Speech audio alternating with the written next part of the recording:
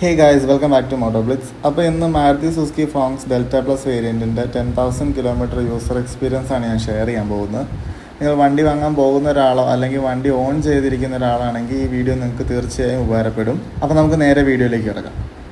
ആദ്യം തന്നെ എന്തിനാണ് ഫ്രോങ്സ് ചൂസ് ചെയ്തതെന്ന് പറയാം. വണ്ടി വാങ്ങുന്ന ടൈമിൽ ബിലോ 11 lakhs ഒരു ബഡ്ജറ്റ് ഫ്രണ്ട്ലി ആയിട്ട് അല്ലെങ്കിൽ ആ പ്രൈസിന് വാല്യൂ ഫോർ മണി ആയിട്ടൊരു വണ്ടിയായിരുന്നു ഞാൻ നോക്കിക്കൊണ്ടിരുന്നത്. അപ്പോൾ അന്ന് ഞങ്ങളുടെ ഓപ്ഷൻസ് ഏതൊക്കെയായിരുന്നു ചോദിച്ചു കഴിഞ്ഞാൽ ബെലീനോ, എക്സ്റ്റർ, i20, നെക്സോൺ അങ്ങനത്തെ വണ്ടികളായിരുന്നു നോക്കിക്കൊണ്ടിരുന്നത്. അപ്പോൾ ഫ്രോങ്സ് ടെസ്റ്റ് ഡ്രൈവ് ചെയ്തു. അപ്പോൾ അത് ഇഷ്ടപ്പെട്ടു. മറ്റു വണ്ടികളായിട്ട് കമ്പയർ ചെയ്തപ്പോൾ എന്തുകൊണ്ടും വെർത്തായിട്ട് ഫീൽ ചെയ്തത് ഫ്രോങ്സ് തന്നെയാണ്. അങ്ങനെയാണ് വണ്ടി വാങ്ങിയത്. ഇനിയിപ്പോൾ ഇത്രയും നാൾക്ക് ശേഷം യൂസ് ചെയ്തതിന് ശേഷം ഈ വണ്ടി വാങ്ങിയത് ഒരു മിസ്റ്റേക്ക് ആയിരുന്നോ അതോ മറ്റു ഓപ്ഷനുകളായിരുന്നോ ബെറ്റർ എന്നൊക്കെ എന്നോട് ചോദിച്ചു കഴിഞ്ഞാൽ അതൊക്കെ നമുക്ക് ഈ വീഡിയോയിലൂടെ ഡിസ്കസ് ചെയ്യാം. അപ്പോൾ ആദ്യം തന്നെ നമുക്ക് വണ്ടിക്ക് കിട്ടിയിട്ടുള്ള പണികളെക്കുറിച്ച് പറയാം. അതാണ് എല്ലാവരും കമൻസിൽ ചോദിക്കാറും എല്ലാവർക്കും അറിയേണ്ടതും അത് തന്നെയാണ്. സോ അതുകൊണ്ടാണ് ആദ്യം തന്നെ പറയുന്നത്.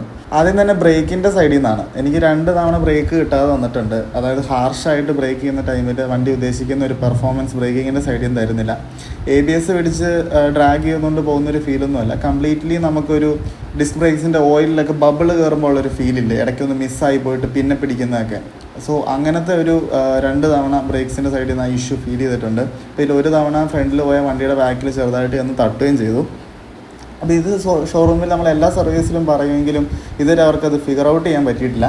എന്നാൽ നമ്മൾ ടെസ്റ്റ് ചെയ്ത് നോക്കുമ്പോൾ, നമ്മൾ ജസ്റ്റ് ഒന്ന് ചവിട്ടി നോക്കുമ്പോഴോ അല്ലെങ്കിൽ കാണിച്ചു കൊടുക്കുമ്പോഴോ ഒന്നും ഈ പ്രശ്നം ഇല്ലതാണ്. എനിവേസ് ഇപ്പോൾ അതുകൊണ്ട് കുറച്ച് കോഷ്യസ് ആയിട്ടൊക്കെയാണ് ഓടിക്കുന്നത്. എന്നാലും ആ ഇഷ്യൂ എനിക്ക് 2 തവണ വന്നിട്ടുണ്ട്. പിന്നെ ഉള്ളതാണ് വിൻസ്ക്രീനിന് ചെറിയ ക്ലാരിറ്റി കുറവുണ്ട്. അതായത് ചെറിയ ഫോഗ് വരുന്ന പോലെ അല്ലെങ്കിൽ ഒരു വിഷനിൽ ഒരു ചെറിയ ബ്ലർനെസ് ഉള്ള പോലെ നമ്മുടെ ഫ്രോങ്സിൻ്റെ സ്റ്റോക്ക് വരുന്ന വിൻസ്ക്രീൻ ഇഷ്യൂ ഉണ്ട്. എല്ലാ സർവീസിലും അത് പോളിഷ് ചെയ്താണ് യൂസ് ചെയ്യുന്നത്. എന്നാലും അതങ്ങനെ പൂർണ്ണമായിട്ടും പോയിട്ടൊന്നുമില്ല. പിന്നെ ഓവർടേക്ക് ഒക്കെ ചെയ്യുമ്പോൾ വണ്ടിക്ക് ഒരു ലാഗ് ഫീല്, അതായത് ഇപ്പോൾ ഒരു 4th 5th ആണെങ്കിൽ നമ്മളൊന്ന് ഗിയർ ഡൗൺ ചെയ്യാണ്ട് കയറാൻ ശ്രമിച്ചു കഴിഞ്ഞാൽ വണ്ടി നല്ല സ്ലോ ആയിട്ട് ആ ലാഗ് നമുക്ക് തീർച്ചയായിട്ടും ഫീൽ ചെയ്യും. 1 ലിറ്റർ ടെർബോയിലാണെങ്കിൽ ആ ഇഷ്യൂ ഇല്ല. കുറച്ചും കൂടെ പവർഫുൾ ഡ്രൈവിംഗ് എക്സ്പീരിയൻസ് വേണ്ടവർക്ക് 1 ലിറ്റർ ടെർബോ തന്നെയാണ് എപ്പോഴും സജസ്റ്റഡ് വണ്ടി. പിന്നെ സസ്പെൻഷൻ സോഫ്റ്റ് ആയതുകൊണ്ട് തന്നെ ബോട്ടം ഔട്ട് ആവുന്ന ഇഷ്യൂസ് സംഭവിക്കാറുണ്ട്. അതായത് ലോഡൊക്കെ ഉള്ള ടൈമിൽ 5 പേര് അല്ലെങ്കിൽ ബൂട്ടിൽ എന്തെങ്കിലും ഹെവി സാധനങ്ങളൊക്കെ വെച്ചിട്ടാണ് നമ്മൾ ബമ്പ് ചാടുന്നോ അല്ല വലിയ ഗട്ടറിലൊക്കെ ചാടുന്നതെങ്കിൽ ചിലപ്പോൾ അടി തട്ടാനുള്ള ചാൻസ് ഒക്കെ കൂടുതലാണ്. ഇത്രയും ground clearance 190 mm ground clearance ഉള്ളൊരു വണ്ടിയായിട്ട് പോലും സ്റ്റിഫ് അല്ലാത്തതുകൊണ്ട് ഈ ഇഷ്യൂ ഇടയ്ക്കിടയ്ക്ക് സംഭവിക്കാറുണ്ട്. പിന്നെ ഇൻറ്റീരിയറിലെ ഫാബ്രിക്സ് ഒക്കെ ഒരു മാട്രസ് ഫീലാണ് നമുക്ക് വരുന്നത്. ഒരു അത്രയും പ്രീമിയം ആയിട്ടോ ഒട്ടും പ്രീമിയം ഫീല് കിട്ടാത്ത എഫക്റ്റ് നമുക്ക് ആ ഫാബ്രിക്സിൽ നിന്നെല്ലാം ഫീൽ ചെയ്യുന്നുണ്ട്. പിന്നെ മഴക്കാലത്തൊക്കെ ആണെങ്കിലും പൂപ്പൽ പിടിക്കുന്ന ഒരു ഇഷ്യൂ ഈ ഫാബ്രിക്സിൻ്റെ സൈഡിലുണ്ട്. അത് ഞാൻ കഴിഞ്ഞ വീഡിയോയിൽ പറയുകയും ചെയ്തു. ഇനി എൻ്റെ ലാസ്റ്റ് വീഡിയോയിൽ വന്നിട്ടുള്ള കുറച്ച് കമൻറ്റ്സ് പറയാം. കുറച്ച് കോമൺ കമൻറ്റ്സ് ആളുകൾ യൂസേഴ്സിൻ്റെ സൈഡിൽ നിന്ന് കിട്ടിയത്. ഇത് എനിക്ക് ഫീൽ ചെയ്തിട്ടില്ല. പക്ഷെ നിങ്ങളൊരു ഫ്രോങ്സ് യൂസർ ആണെങ്കിൽ നിങ്ങൾക്ക് ഈ ഇഷ്യൂസ് ഒക്കെ തോന്നുന്നുണ്ടെങ്കിൽ നിങ്ങൾ ജസ്റ്റ് അതൊന്ന് കമൻസിൽ പറയാം. ഒന്നാമതായിട്ട് ഹെഡ്ലൈറ്റിൻ്റെ ത്രോ കുറവാണ്, വിസിബിലിറ്റി കുറവാണ്, വിഷനിൽ നൈറ്റിൽ കുറവുണ്ട് എന്നൊക്കെ പറഞ്ഞിട്ടുണ്ട്. എനിക്കത് തോന്നിയിട്ടില്ല. പിന്നെ എൻജിൻ പെർഫോമൻസ് കുറവ് ഭയങ്കരമായിട്ട് കുറവുണ്ടെന്ന് ആളുകൾ പറയുന്നുണ്ട്. 5 പേര് ഇരുന്ന് കഴിഞ്ഞാൽ കയറ്റം വലിക്കില്ല എന്നൊക്കെ. പക്ഷേ എനിക്കങ്ങനെ ഒട്ടും തോന്നിയിട്ടില്ല. അത്യാവശ്യം ലോഡൊക്കെ ആയിട്ട് ഹിൽ സ്റ്റേഷൻസിലൊക്കെ പോയിട്ടുണ്ട്. അത് എനിക്ക് ഫീൽ ചെയ്തിട്ടില്ല.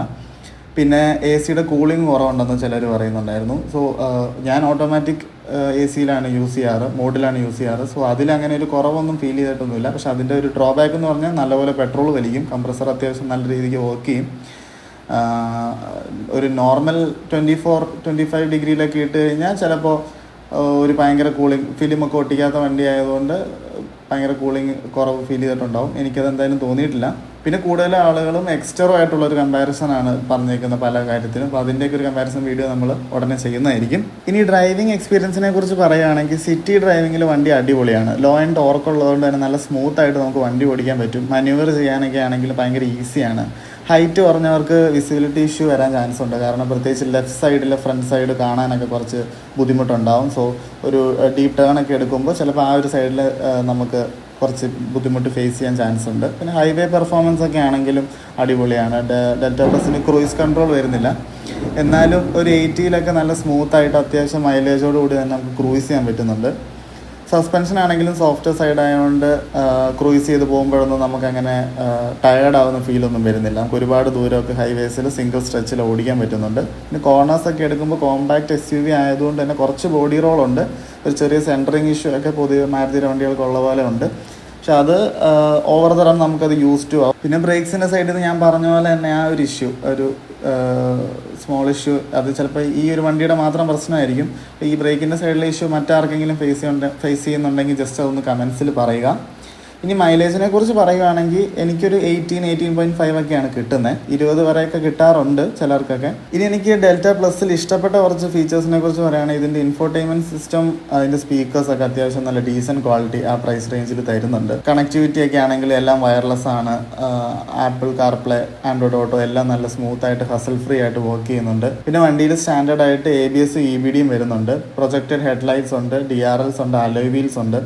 അങ്ങനെ മോശമല്ലാത്ത ഫീച്ചേഴ്സൊക്കെ ഈ വണ്ടിയിൽ തരുന്നുണ്ട്. പിന്നെ ഈ ഒരു പ്രൈസ് റേഞ്ചിൽ എനിക്ക് ആഡ് ചെയ്യാമായിരുന്നു എന്ന് തോന്നിയ കുറച്ച് കാര്യങ്ങൾ പറയുകയാണെങ്കിൽ, ഹയർ വേരിയൻസിലേക്കൊക്കെ പോകുമ്പോൾ അത്യാവശ്യം കുറച്ചും കൂടെ ഇലക്ട്രോണിക്സും ഫീച്ചേഴ്സും ഉണ്ട്. എന്നാൽ ഈ ഡെൽറ്റ പ്ലസ്സിൽ ഈ ഒരു പ്രൈസ് റേഞ്ചിൽ റിയർ വൈപ്പറും കീലെസ് എൻട്രിയും ഒക്കെ ആഡ് ചെയ്യുമായിരുന്നെങ്കിൽ വളരെ നല്ലതായിരുന്നു. കാരണം ഇപ്പോൾ എല്ലാ വണ്ടികളിലും അതൊക്കെ സ്റ്റാൻഡേർഡ് ഫീച്ചറായിട്ട് തന്നെ വരുന്നുണ്ട്. പക്ഷേ ഡെൽറ്റ പ്ലസ്സിൽ അത് മിസ് ഔട്ടായി. ഇനി സർവീസ് ആൻഡ് മെയിൻ്റനൻസിനെ കുറിച്ച് പറയുകയാണെങ്കിൽ ഇപ്പോൾ 3 സർവീസ് കഴിഞ്ഞു. ഫ്രീ സർവീസ് ആയിരുന്നു. അത് ഓൾമോസ്റ്റ് ഒരു 5.5K 5500 രൂപയൊക്കെയാണ് ഓരോ സർവീസിലും എക്സ്പെൻസ് വരുന്നത് വിത്ത് ഓയിൽ ചേഞ്ച്. 3 ടൈപ്പ് ഓയിലാണ് ഫ്രോങ്സിനുള്ളത്. Normal, semi synthetic, fully synthetic. Fully synthetic ആണ് ഏറ്റവും വില കൂടിയത്. ഞാൻ ഒഴിക്കാറ് സെമി സിന്തറ്റിക് ഓയിലാണ്. അതിന് ഏകദേശം ഒരു 2000 രൂപയോളം വില വരുന്നുണ്ട്. സർവീസ് ചെയ്യുന്നത് സായി സർവീസിൽ നിന്നാണ്. അവരുടെ സർവീസിനെ കുറിച്ച് പറയുകയാണെങ്കിൽ ഓവറോൾ എനിക്കൊരു ഔട്ട് ഓഫ് 5 ഞാനൊരു 3 ഒക്കെ റേറ്റ് ചെയ്യും. കാരണം എനിക്ക് ഒത്തിരി സാറ്റിസ്ഫൈഡും അല്ല, എന്നങ്ങനെ മോശം പറയാനൊന്നുമില്ല. വണ്ടിയുടെ സൈഡിൽ ഡോറിൻ്റെ അവിടെ ഒരു ഡെൻറ്റ് വന്നിരുന്നു സൈഡ് എടുത്തപ്പോൾ ഒരഞ്ഞിട്ട്. അപ്പോൾ അത് ആദ്യം റീപെയിൻറ്റ് ചെയ്യാൻ ചോദിച്ചപ്പോൾ 4000 പറഞ്ഞു. പിന്നെ വിളിച്ച് ചോദിച്ചപ്പോൾ പറഞ്ഞു 6000 പറഞ്ഞു. അങ്ങനെ മിക്സഡ് റേറ്റ്സ് ഒക്കെയാണ്, തോന്നുന്ന റേറ്റ് ഒക്കെയാണ് അവർ പറയുന്നത്. പിന്നെ ഹാൻഡ് ബ്രേക്കിൻ്റെ സൈഡിൽ കുറച്ച് ലൂസാണ്. അപ്പോൾ അത് ഹാൻഡ് ബ്രേക്ക് നമ്മൾ വലിച്ച് വെച്ചാലും ഗിയറിലല്ലെങ്കിൽ വണ്ടി ഉരുണ്ടു പോകുമായിരുന്നു. അപ്പോൾ അത് ഞാൻ 2 തവണ ടൈറ്റ് ചെയ്യാൻ പറഞ്ഞിട്ടും അത് ഇപ്പോഴും അതുപോലെ തന്നെ നിൽപ്പുണ്ട്.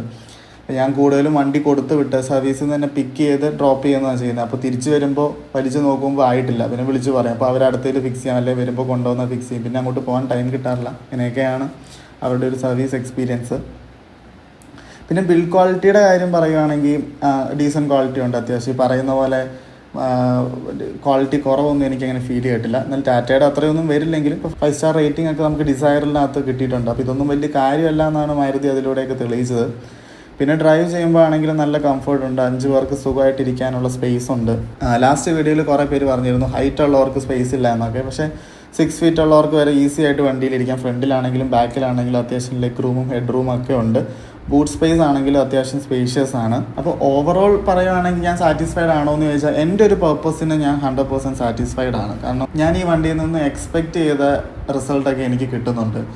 എനിക്കങ്ങനെ ഓവർ എക്സ്പെക്റ്റേഷൻസ് ഒന്നും ഈ വണ്ടിയിൽ നിന്നില്ലായിരുന്നു. ഞാൻ എക്സ്പെക്റ്റ് ചെയ്ത ഒരു റേഞ്ച് ഓഫ് പെർഫോമൻസും ഞാൻ എക്സ്പെക്റ്റ് ചെയ്ത രീതിയിലുള്ള എല്ലാ കാര്യങ്ങളും ഈ വണ്ടിയിൽ നിന്ന് എനിക്ക് കിട്ടുന്നുണ്ട്. സോ ഞാൻ ഈ വണ്ടി ഡ്രൈവ് ചെയ്യുമ്പോൾ ഓക്കെ ഇതൊരു റിഗ്രറ്റഡ് ചോയ്സ് അല്ല എന്ന് മനസ്സിൽ തോന്നിയിട്ട് തന്നെയാണ് ഞാൻ വണ്ടി ഓടിക്കാറും യൂസ് ചെയ്യുന്നതും. ഇപ്പോൾ എന്നോട് ചോദിക്കുകയാണ് നിങ്ങൾ ഈ വണ്ടി മറ്റാർക്കെങ്കിലും സജസ്റ്റ് ചെയ്യുമെന്ന് വെച്ചാൽ തീർച്ചയായിട്ടും നിങ്ങളുടെ ഒരു പർപ്പസ് ഒരു ഫാമിലി കാറാണ് നോക്കുന്നത്. ഒരു 12 lakhs റേഞ്ചിലൊക്കെ ഉള്ള ഒരു കാറ്, അത്യാവശ്യം ചീപ്പായിട്ടുള്ള സർവീസ് റേറ്റ് വേണം, പാർട്സിൻ്റെ അവൈലബിലിറ്റി വേണം, ലോ മെയിൻ്റെനൻസിൽ നമുക്ക് കൊണ്ടു നടക്കാൻ പറ്റുന്നത്. എന്നാൽ ഇടയ്ക്ക് ഒക്കേഷണലി കുറച്ച് ലോങ് ഡ്രൈവ്സും കൂടുതലും ലോക്കൽ യൂസ് അങ്ങനത്തെയൊക്കെ കാര്യങ്ങളായിട്ട് ഒരു പക്ക ഫാമിലി കാർ.